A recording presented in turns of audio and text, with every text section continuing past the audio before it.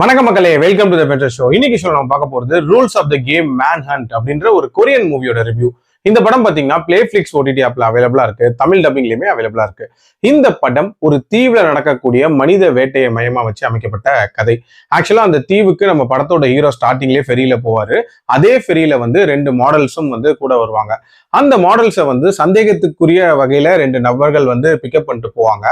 ஆக்சுவலா அவங்க யாரு அப்படின்றது ஒரு தனி பிளாட்டா போகும். அப்படியே பேரலா நம்ம ஹீரோ ஊருக்கு ஒதுக்குப்புறமா ஒரு இடத்துல தங்குறாரு. அவரு ஒரு மிகப்பெரிய சம்பவம் பண்ணிட்டு தலைமறைவா தனியா தங்கிட்டு இருக்காரு. சோ இதுக்கப்புறம் அந்த தீவுல என்னென்ன மாதிரியான சம்பவங்கள் நடக்குது, அந்த மனித வேட்டை அப்படின்றது எப்படி ஆரம்பிக்குது, அண்ட் டுவர்ட்ஸ் த எண்ட் யாரு சர்வைவ் ஆனா அப்படின்றது தான் இந்த படத்தோட கதை. ஒரு மர்ம தீவுல நடக்க போற மனித வேட்டை அப்படின்றதே ஒரு இன்ட்ரெஸ்டிங்கான தீம் தான். அதுக்கு ஏத்த மாதிரி ஸ்டார்டிங்லேயே அந்த தீவுக்கு ஒருத்தரும் வருவாங்க. அண்ட் ஹீரோவோட கேரக்டருமே ஏதோ பேக் ஸ்டோரி இருக்கிற மாதிரி ஒரு மாதிரி மிஸ்டீரியஸா அமைச்சிருப்பாங்க. அண்ட் ஏதோ ஒரு சம்பவம் நடக்க போகுது அப்படின்ற மாதிரியான ஒரு பரபரப்பாவே இருக்கும். பட் அந்த சம்பவம் ஆரம்பிச்சதுக்கு அப்புறமா, அதாவது ரெண்டு டிஃப்ரெண்ட் டைப்ஸ் ஆஃப் கேம்ஸ் ஆடுவாங்க.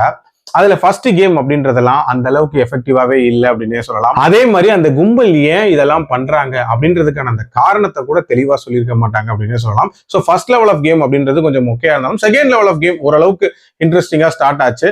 பட் அதுலயுமே நம்ம ப்ரெடிக்ட் பண்ண மாதிரி தான் டுவர்ட்ஸ் எண்ட் போய் முடியும். பட் எண்ட்ல ஒரு சின்ன ஒரு ட்விஸ்ட் மட்டும் வச்சிருப்பாங்க. அது ஓகேவா இருந்துச்சு அப்படின்னே சொல்லுவேன். மற்றபடி இந்த படம் ஒரு ரொட்டீனான ஹண்ட் த்ரில்லர் அப்படின்ற மாதிரியான தீம்ல தான் போகும். பெருசா சொல்ற அளவுக்குலாம் ஒண்ணுமே இல்லை. உங்களுக்கு டைம் பாஸ் ஆகல அப்படின்னா வேணா ட்ரை பண்ணி பாருங்க. பட் இந்த படத்துல அடல்ட் கண்டென்ட் அப்படின்றது ஒரு சில காட்சிகள் இருக்கு. அதுக்கேற்ற மாதிரி பிளான் பண்ணிக்கோங்க. என்னோட ரேட்டிங் இந்த படத்துக்கு 2.5 out of 5. மீண்டும் அடுத்த விமர்சனத்தில் சந்திக்கிறேன். நன்றி, வணக்கம்.